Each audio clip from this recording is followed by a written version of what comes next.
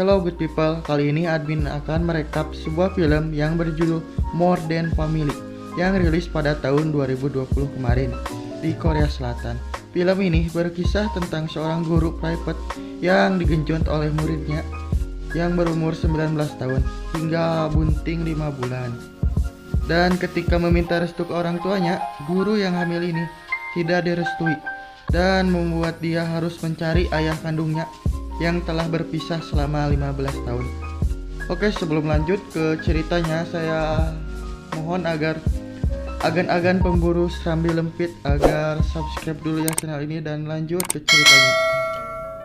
Scene awal diperlihatkan dengan sepasang insan yang sedang membahas puisi. Mereka adalah Kim To Il yang merupakan guru private dari Jang Hoon. Mereka juga menjalin kisah asmara maksudnya. Dan terjadilah adegan berbahaya.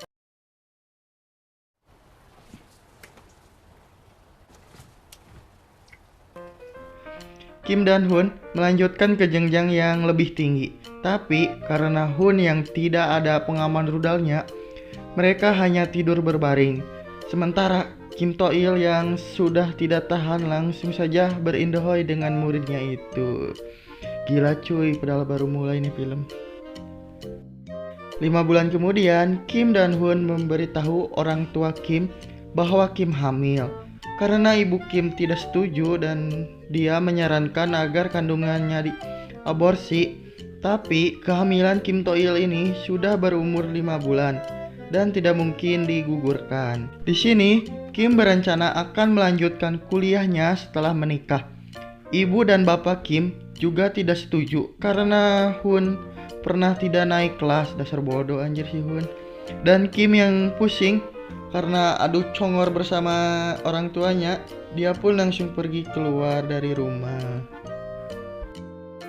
Sementara orang tua Hoon merestui pernikahan Kim dan Hoon karena mereka percaya kata biksu bahwa Hoon akan melangkah lebih awal. Dan Kim pun meminta pergi ke suatu tempat terlebih dahulu. Sebelum berkemas, Kim membawa daftar dokumen pendidikan di Daegu. Saat berkemas, tiba-tiba ibu Kim datang dari kantor lebih awal. Karena ibu Kim tetap kurang setuju dengan pikiran Kim To Il. Kim juga menemui Hoon sebelum dia pergi ke Daegu untuk menemukan ayahnya. Meski lupa dengan wajah ayahnya, Kim mengingat marga ayahnya, yaitu marga Choi. Hoon pun memberikan vitamin ke Kim sebelum dia pergi ke Daegu.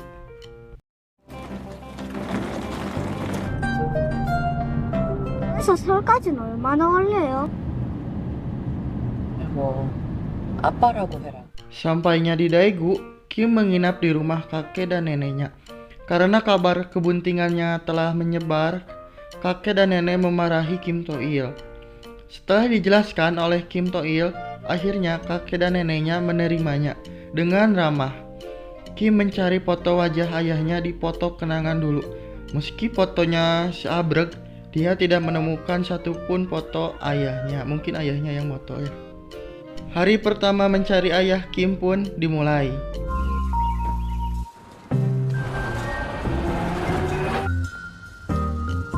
Kim beristirahat sejenak untuk makan nasi jeli pohon ek. Dan ketika makan, Kim dilihat oleh bocil dengan tatapan aneh. Kim kembali melihat dokumen untuk mencari guru yang bermarga Choi. Orang pertama yang dia hampiri yang ternyata dia belum menikah, yang dapat dipastikan dia bukan ayah dari Kim To Il ini. Ayah tiri Kim mulai khawatir dengan kabar Kim To Il. Dan si ibu mengatakan bahwa si Kim pergi ke Daegu dan meminta si bapak untuk tenang. Saat pergi ke pasar, Kim bertemu sobat lamanya pas masa kecil dulu yang bernama Boknam. Di sini Kim bercerita tujuannya ke Daegu untuk mencari ayah kandungnya. Dan Kim juga beralasan kenapa ia memilih nikah muda dan mempunyai anak di masa muda karena dia yakin ini membuatnya bahagia. Belum jelas nanti juga cerai anjir. Sementara Hoon diceramahi oleh kedua orang tuanya karena dia belum pernah bertemu dengan kedua orang tuanya, Kim.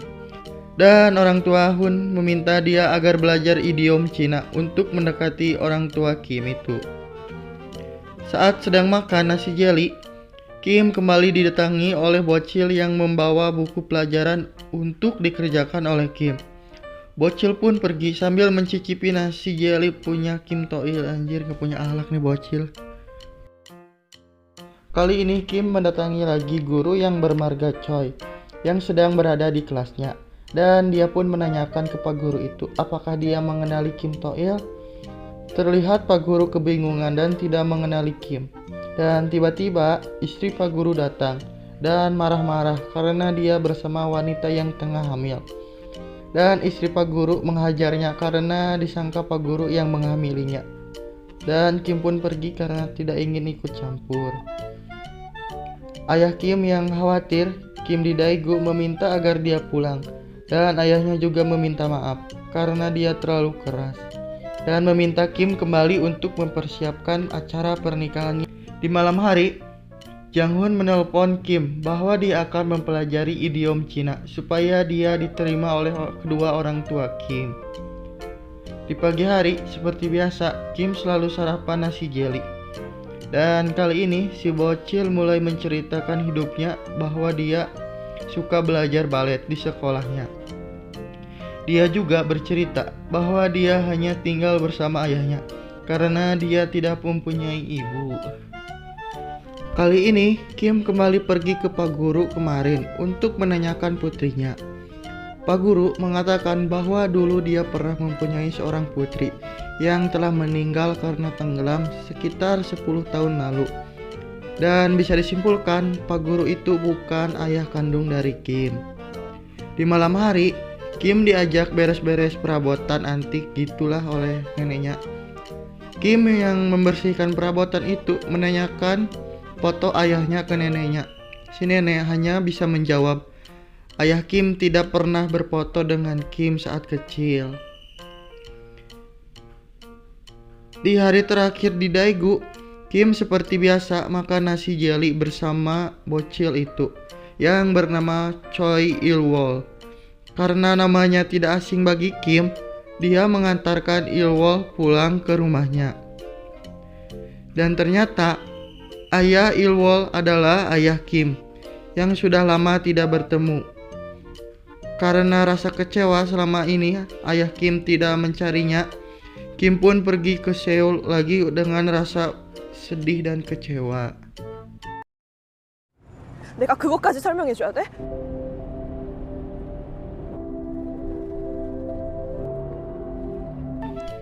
Sampainya di rumah, Kim menelpon Hun untuk memberitahu agar Hun bertemu dengan kedua orang tua Kim.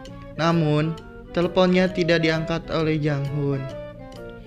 Besoknya, Kim pergi ke rumah Hun dan ternyata Hun tidak ada di rumah.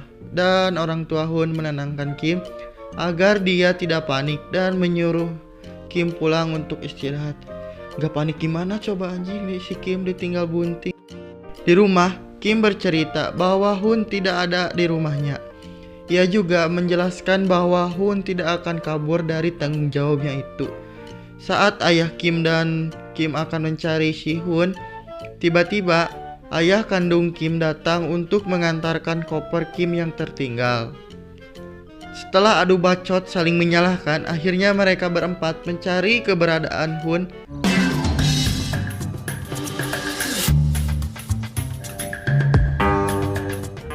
Tempat pertama yang didatangi oleh mereka adalah perpustakaan dan ternyata di sana tidak ada Hun. Tempat kedua adalah lapangan badminton. Di sana juga mereka tidak menemukan Hun. Dan teman-teman Hun juga tidak melihat Hun beberapa hari terakhir ini. Saat akan pulang, Kim diejek oleh mereka dan membuat mereka hampir baku hantam. 뭐라 그런 거야? 잠깐만요. 제시 잠깐만요. 소라도 진짜. 아주버님 너나 가. 맞네. 이거 맞네. Karena ingat keluarga Hun adalah keluarga Buddha, akhirnya Kim pergi ke kuil. Karena Kim kelelahan, akhirnya ayah satu dan ayah duanya pergi mencari Hun di kuil. Di sana, mereka tidak menemukan Hun dan mereka bertanya ke biksu tentang keberadaan Hun. Dan biksu hanya menjawab bahwa dia tidak ingin mendahului takdir. Akhirnya ada informasi dari dua orang remaja setelah mendapatkan poster dari ayah Kim. Dan akhirnya ayah Kim menemukan Hun yang sedang molor di perpustakaan. Goblok anjir, kalah molor si Hun.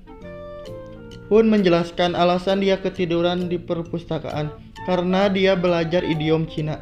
Dan HP-nya juga hilang dibangsat oleh bangsat sialan. Dan akhirnya Kim To-il meminta waktu untuk berpikir kembali. Kegaduhan semakin menjadi-jadi ketika orang tua Hun datang. Karena Kim yang pusing, dia berteriak bahwa dia tidak ingin menikah karena kondisi yang kacau ini. 안 할래.